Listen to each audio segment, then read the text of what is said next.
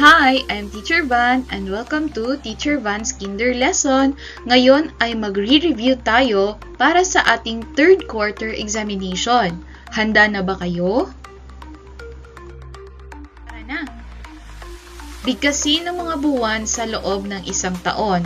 Maaring ito ay sa Filipino o kaya naman ito ay sa Ingles. Go!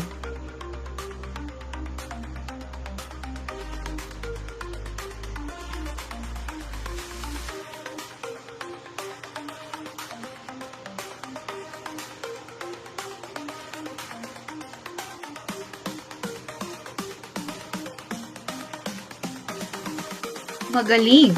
Kung sa Ingles, ito ay January, February, March, April, May, June, July, August, September, October, November, at December.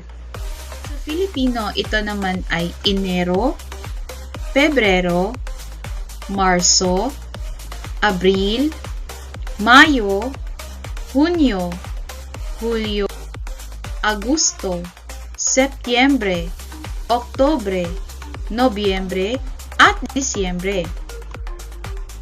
Ipaliwanag kung ano ang larawan.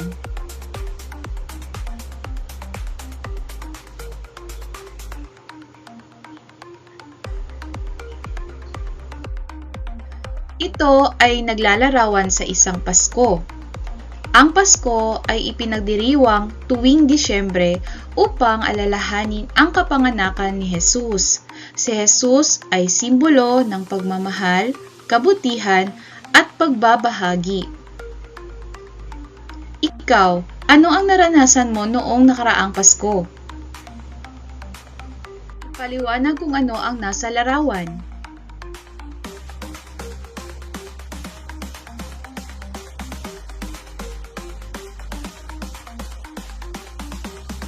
Ang mga bata ay nagpapakita ng pagmamahal sa kanilang mga magulang, gaya ng pagbibigay ng mga cards at pagbibigay ng mga bulaklak.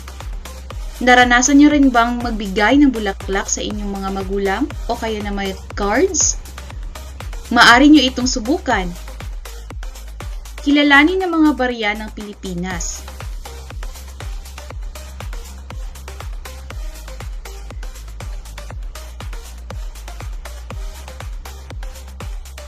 Ito ang isang piso o 1 peso. Ito naman ang 5 piso o 5 pesos. Ito ang 10 piso o 10 pesos. At ito naman ang 20 piso o 20 pesos. Kilalanin ng mga numero. Maaring sa Ingles o sa Filipino. Tama, 11 o 11.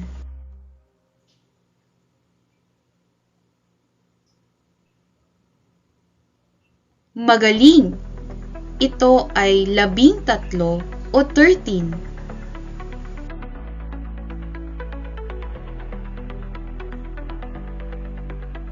Magaling, ito ay 15 o 15.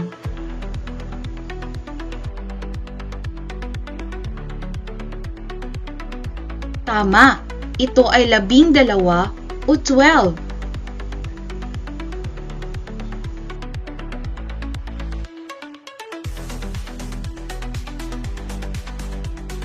Mahusay, ito ay 14 o 14. Bilangin ng mga bagay.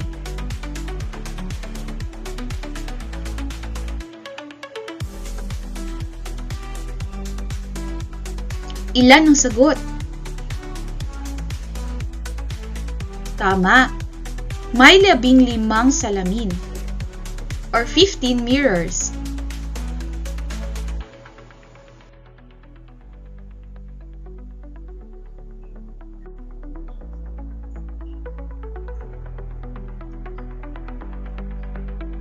Ilan ang mga suklay? Tama, may 12 suklay or 12 combs? Bilangin.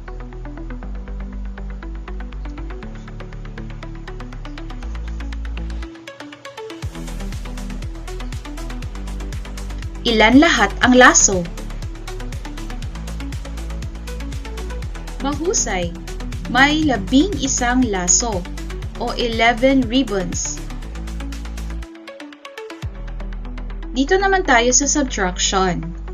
Maaari mo bang basahin ang equation? 5 minus 3 equals ilan ang natira? Ang sagot ay tama, 2 or 2.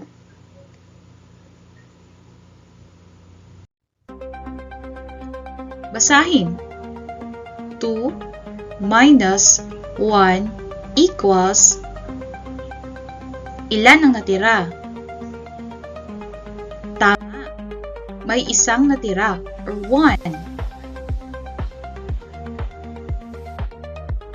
3 minus 1 equals ilan ang natira?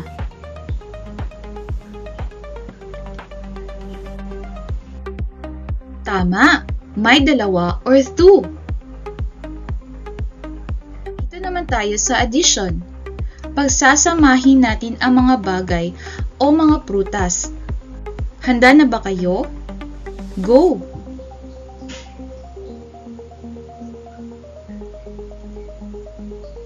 One plus 1 equals tama, 2. 2 plus 1 equals tama, 3.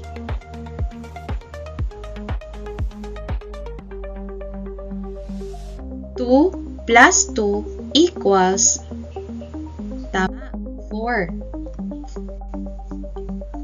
Anong bahagi ng isang araw ang ipinapakita sa larawan? Ito ba ay gabi, tanghali, o umaga? Tama, umaga o morning. Anong bahagi ng isang araw ang ipinapakita sa larawan? Gabi, tanghali, o umaga? Tama, ang sagot ay gabi or night. Alin sa mga larawan ang naiiba? Alin sa mga larawan ang naiiba? Tama, ang notebook. Alin sa mga larawan ang naiiba?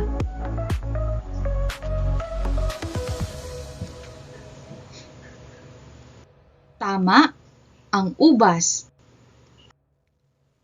Alin sa mga larawan ang magkapareho?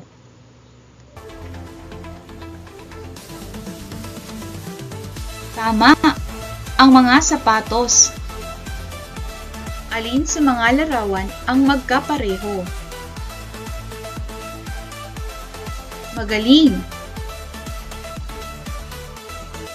Ano ang oras?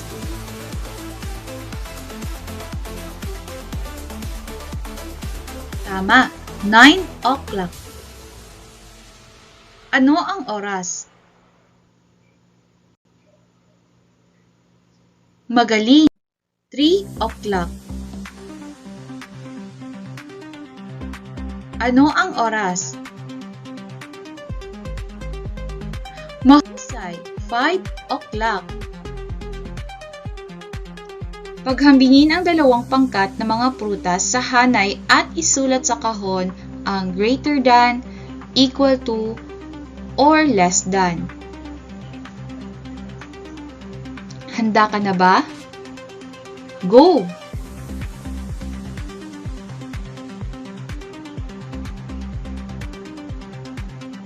Tamang sagot ay less than. Kasi ang isa ay mas maliit sa dalawa. Kaya less than.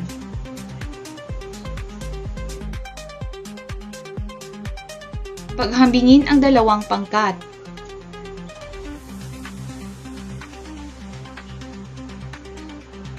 Ano ang sagot? Tama, ang sagot ay greater than. Kasi mas marami ang tatlo kaysa sa dalawa. Greater than.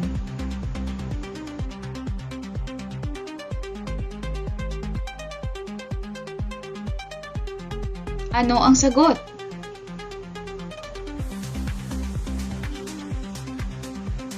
Tama, greater than. Kasi mas marami ang 6 kaysa sa 4. Kaya 6 is greater than 4. Kilalanin ng mga hayop sa larawan at ibahagi kung ano-ano ang mga pagkain na makukuha rito. Baka. Ano ba ang makukuha sa mga baka?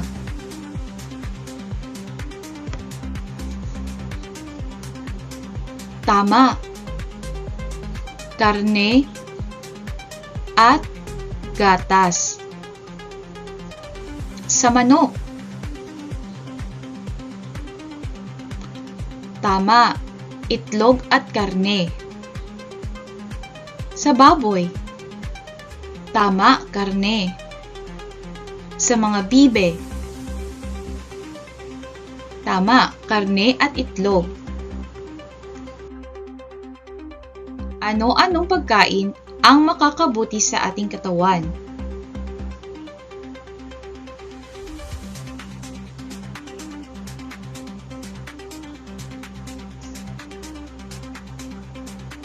Husay. Ang mga pagkain ito ay prutas, gulay, gatas, at itlog, pati na rin ang mga karne. Kinakain mo ba ito? Mabuti! Ano-anong mga pagkain ang makakasama sa ating katawan?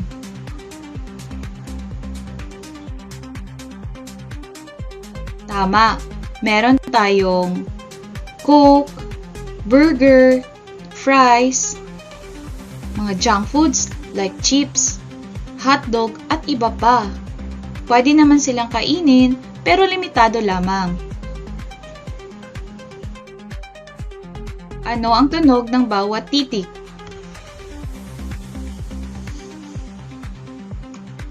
L.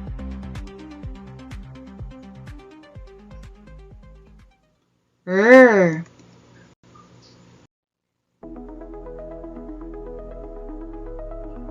Y. Y.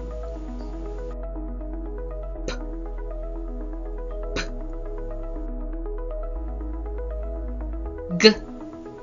G. Mm. Mm. Mm. Mm. Alin sa mga sumusunod ang may tunog L? Uulitin ko, alin sa mga sumusunod ang may tunog L? Tama, lamok at lapis. Alin sa mga sumusunod ang may tunog Y? Y.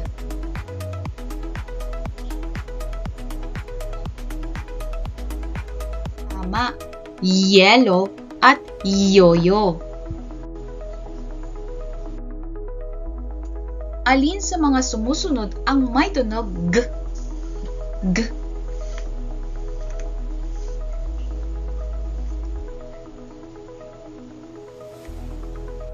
Tama, meron tayong gatas at gunting.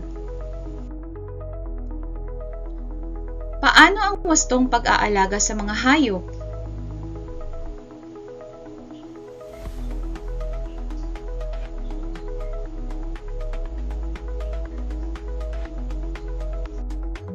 Tama, bigyan natin sila ng wastong bahay, pagkain, at alagaan.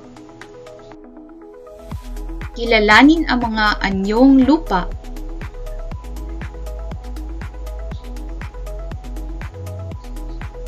Mahusay, meron tayong bulkan, bundok, at kapatagan.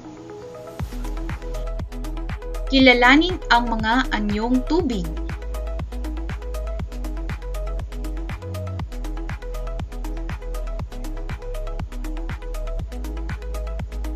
Meron tayong talon or falls, dagat, at batis o sapa.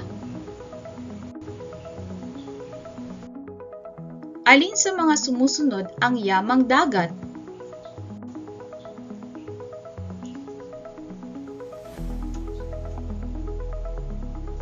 Tama, meron tayong isda, oktopoda, at pusit. Paano ang wastong pag-aalaga ng mga halaman?